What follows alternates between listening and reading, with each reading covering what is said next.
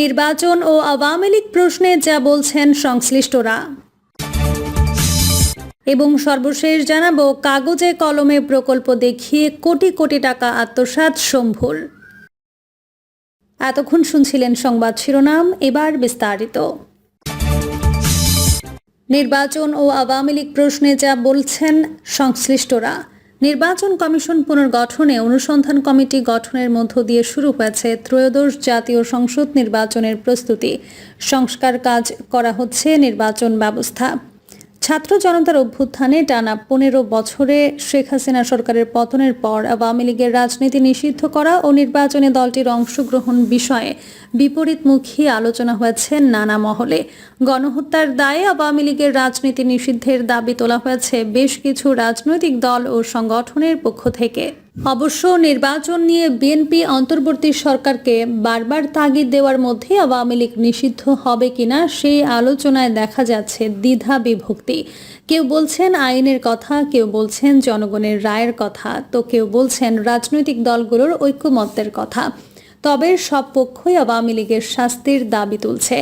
অবাধ, সুষ্ঠু ও নিরপেক্ষ নির্বাচন আয়োজনের প্রস্তুতির কথাও বলছেন তারা। আওয়ামী লীগ ভবিষ্যতে নির্বাচনে অংশ নিতে পারবে কিনা সেই সিদ্ধান্ত রাজনৈতিক দলগুলোর ঐকমত্যের ভিত্তিতে নির্ধারিত হবে উল্লেখ করে সম্প্রতি এক সাক্ষাৎকারে প্রধান উপদেষ্টা ডক্টর মোহাম্মদ ইউনূস বলেছেন, অন্তর্বর্তী সরকার তার ভাগ্য নির্ধারণ করবে না, কারণ এটি রাজনৈতিক সরকার নয়। আওয়ামী লীগ ভবিষ্যতে নির্বাচনে অংশ নিতে পারবেন কিনা সেই সিদ্ধান্ত রাজনৈতিক দলগুলোর ঐকমত্যের ভিত্তিতে নির্ধারিত হবে। গত 24 সেপ্টেম্বর সেনাবাহিনী প্রধান ওয়াকারুজ্জামান সর্বপ্রথম নির্বাচনের সময় নিয়ে কথা বলেছিলেন। তিনি বলেছিলেন, গণতান্ত্রিক প্রক্রিয়ায় উত্তরণ 1 থেকে 1.5 বছরের মধ্যেই হওয়া উচিত। তবে তিনি ধৈর্য ধারণের ওপরও জোর দেন। বিদেশি গণমাধ্যমে দেওয়া সেনাপ্রধানের সাক্ষাৎকার প্রচার হওয়ার পর তা ব্যাপকভাবে আলোচনায় এসেছিল। কারণ বর্তমান অন্তর্বর্তী সরকার ক্ষমতায় আসার পর সরকার কিংবা সরকার সংশ্লিষ্ট কারো দিক থেকে নির্বাচনের সময়সীমা উল্লেখ করে এটি ছিল প্রথম কোনো বক্তব্য। এর আগে শুরু থেকে বিএনপি নির্বাচনের জন্য একটি রোডম্যাপ ঘোষণার দাবি জানিয়ে আসছিল, কিন্তু নির্বাচন কত দিনে হবে বা হওয়া উচিত সে বিষয়ে অধ্যাপক মোহাম্মদ ইউনূসের নেতৃত্বাধীন সরকারের দিক থেকে কোনো বক্তব্য আসেনি। সেনাপ্রধানের বক্তব্যের পর নির্বাচনের সময় নিয়ে কথা বলেন অন্তর্বর্তী সরকারের আইন, বিচার ও সংসদ বিষয়ক উপদেষ্টা আসিফ নজরুল। তিনি জানিয়েছিলেন, আগামী বছরের মধ্যে নির্বাচন করা সম্ভব হতে পারে, তবে এতে অনেকগুলো ফ্যাক্টর আছে বলে তিনি মনে করেন। এটি তার প্রাথমিক অনুমোদন বলেও তিনি জানান। যদিও এই বক্তব্য নিয়ে সমালোচনা হয়, তখন ধর্ম উপদেষ্টা আফম খালিদ হোসেন বলেন, সেনাপ্রধান ও আইন উপদেষ্টা যে বক্তব্য দিয়েছেন তা তাদের ব্যক্তিগত। পরে জাতির উদ্দেশ্যে দেওয়া প্রথম ভাষণে প্রধান উপদেষ্টা ডক্টর মোহাম্মদ ইউনূস বলেছিলেন যে কখন নির্বাচন হবে এটা সম্পূর্ণ রাজনৈতিক সিদ্ধান্ত। সেনাপ্রধানের বক্তব্যের 1 মাস 5 দিন পর 29 অক্টোবর অন্তর্বর্তী সরকার দেশের নির্বাচনী কাঠামোকে শক্তিশালী করার লক্ষ্যে নতুন নির্বাচন কমিশন তদারকির জন্য 6 সদস্যের সার্চ কমিটি গঠন করে। এর মধ্য দিয়ে শুরু হয় নির্বাচনের প্রস্তুতি। ত্রয়োদশ জাতীয় নির্বাচন ও এতে আওয়ামী লীগের অংশগ্রহণ নিয়ে যা বলছেন সংশ্লিষ্টরা। বিএনপি দীর্ঘ প্রায় 1.5 যুগ ধরে ক্ষমতার বাইরে থাকা বিএনপি ত্রয়োদশ জাতীয় সংসদ নির্বাচনকে সর্বাধিক গুরুত্ব দিয়ে ভোটের মাঠে সক্রিয় হচ্ছে। নির্বাচন প্রস্তুতির বিষয়ে বিএনপির মহাসচিব মির্জা ফখরুল ইসলাম আলমগীর রাইজিং বিডিকে বলেন, এখন বিএনপির ফার্স্ট প্রায়োরিটি নির্বাচন। দলের কার্যক্রম সেই মোতাবেক চলছে। সুষ্ঠু নির্বাচন নিশ্চিত করতে নির্বাচন প্রক্রিয়া, প্রশাসন ও বিচার বিভাগ এই 3টি সেক্টরের সংস্কার দ্রুত শেষ করা প্রয়োজন। এসব সংস্কার শেষে আমরা দ্রুত নির্বাচন চাই। বিএনপির নির্বাচনের প্রস্তুতি কেমন চলছে এমন প্রশ্নের জবাবে বিএনপির মহাসচিব বলেন, বিএনপি সবসময় নির্বাচনের জন্য প্রস্তুত থাকে, তবে সময়ে সময়ে এর নানা দিক আপডেট কিংবা কিছু পরিবর্তন হয়। এই মুহূর্তে সেগুলোই আমরা অগ্রাধিকার ভিত্তিতে করছি। পাশাপাশি দলের সংস্কার কমিটিগুলো কাজ করছে। দলের পক্ষ থেকে খুব শিগগিরই নির্বাচনের রোড ম্যাপ প্রকাশ করা হবে। এছাড়া 31 দফা বাস্তবায়নের দেশব্যাপী নেতাকর্মীরা গণসংযোগ করছেন। অপর এক প্রশ্নের জবাবে মির্জা ফখরুল ইসলাম রাইজিং বিডিকে বলেন, আপনার মনে আছে নিশ্চয়ই 2018 সালে যখন নির্বাচন এলো আমাদের বলা হলো, আপনারা কি নির্বাচনের জন্য প্রস্তুত? আমরা কিন্তু বলেছি হ্যাঁ, অবশ্যই প্রস্তুত। সেই মুহূর্তে আমরা প্রতি আসনে 3 থেকে 4 জন করে প্রার্থী দিয়েছি। যদিও সেই নির্বাচন আওয়ামী লীগ সরকার আগের রাতেই জোর করে নিয়ে গেছে, অথচ সেই নির্বাচনে আমাদের পুরো পার্টিসিপেশন ছিল এবং পুরোটাই ছিল দল হিসেবে আওয়ামী লীগকে নিষিদ্ধের পক্ষে নয় বিএনপি। এ কথা জানিয়ে তিনি বলেন, বিএনপি কোনো রাজনৈতিক দল নিষিদ্ধের পক্ষে নয়। এদিকে বুধবার ঠাকুরগাঁওয়ে নিজ বাসভবনের সাংবাদিকদের এক প্রশ্নের জবাবে মির্জা ফখরুল বলেছেন, আওয়ামী লীগ নিষিদ্ধের বিষয়ে অন্য কোনো রাজনৈতিক দলের মতামত দেওয়া ঠিক হবে না। এটা রাজনৈতিক দলের নয়, জনগণের সিদ্ধান্ত।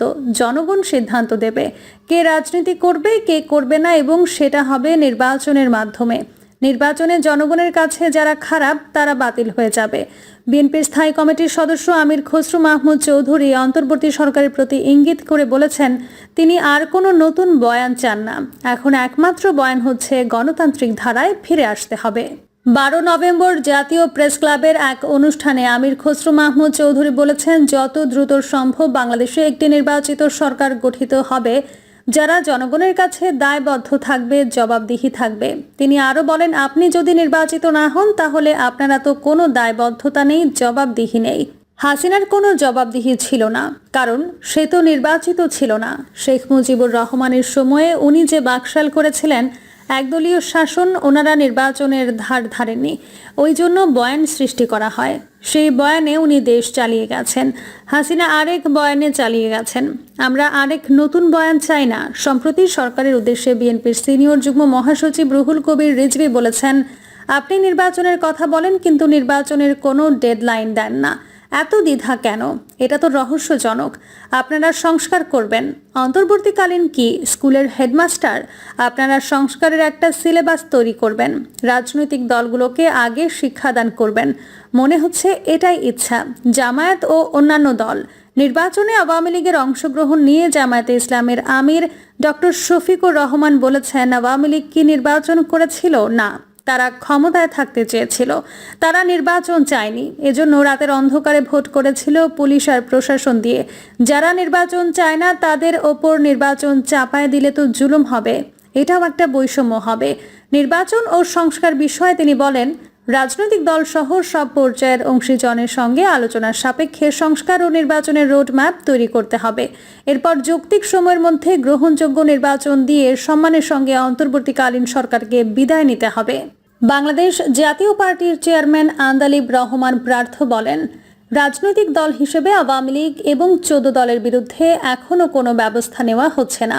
নিষিদ্ধ করা হবে কিনা সেটা মুখ্য নয়, তবে একটা ব্যবস্থা নেওয়ার তাগিদ দিয়ে আসছি আমরা। নির্বাচন ব্যবস্থার সংস্কার কমিশন ইসি গঠনের সার্চ কমিটি করার আগেই সরকার নির্বাচন ব্যবস্থার সংস্কার কমিটি গঠন করেছে।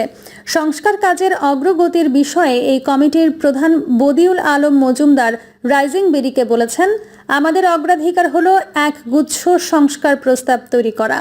বিভিন্ন সংস্কার প্রস্তাব নিয়ে কাজ চলছে। আমরা 31 ডিসেম্বরের মধ্যে সংস্কার প্রস্তাব জমা দিতে বদ্ধপরিকর। অবশ্যই এই সময়ের মধ্যে প্রস্তাব জমা দেব। আপনাদের কমিশন তো নিশ্চয়ই ইসি গঠনেও সংস্কার প্রস্তাব দেওয়ার জন্য কাজ করছে।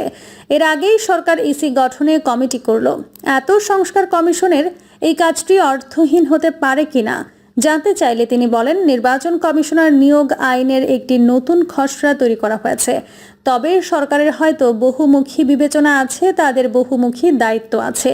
অনেক অংশীজনের সঙ্গে আলোচনা করে মতামত নিয়ে তাদের সিদ্ধান্ত নিতে হয়।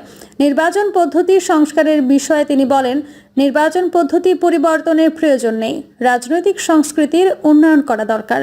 নির্বাচন কমিশনে যোগ্য ব্যক্তি নিয়োগ দেওয়া হলে এবং আইনের সঠিক প্রয়োগ করা হলে বর্তমান পদ্ধতিতেও সুষ্ঠু নির্বাচন সম্ভব। অনুপস্থিত ও প্রবাসীদের ভোটারদের ভোট দেওয়ার বিষয়ে তিনি বলেন, 1,30,00,000 মতান্তরে 2 কোটি প্রবাসী রয়েছে। তাদেরকে যদি নির্বাচনের প্রক্রিয়ার সাথে যুক্ত করতে না পারি এবং তাদের ভোটাধিকার যদি নিশ্চিত না হয় তাহলে দেশের বিরাট জনগোষ্ঠী ভোটাধিকার থেকে বঞ্চিত হবে। তাই এটা আমাদের অন্যতম অগ্রাধিকার। তবে অবশ্যই এটা সময় সাপেক্ষ ব্যাপার। রাজনৈতিক দলের নিবন্ধন আইনের ক্ষেত্রে কোনো পরিবর্তন আসছে কিনা এমন প্রশ্নের জবাবে রাইজিং বিডিকে তিনি বলেন, বিষয়টি পর্যালোচনায় আসছে, তবে বলা দুরূহ। ফাইনাল কোনো সিদ্ধান্ত এখনো হয়নি। কোনো দল ফ্যাসিবাদী বা তাদের সহযোগী হলে তার নির্বাচনে অংশগ্রহণের ক্ষেত্রে বিধিনিষেধের কোনো ধারা যুক্ত হচ্ছে কিনা জানতে চাইলে তিনি বলেন, এগুলো পুরোপুরি সরকারি সিদ্ধান্ত। প্রিয় দর্শক, এই ছিল এখনকার সর্বশেষ সংবাদ। আপডেট সব সংবাদ পেতে চ্যানেলটি সাবস্ক্রাইব করে বেল আইকনটি ক্লিক করে রাখুন।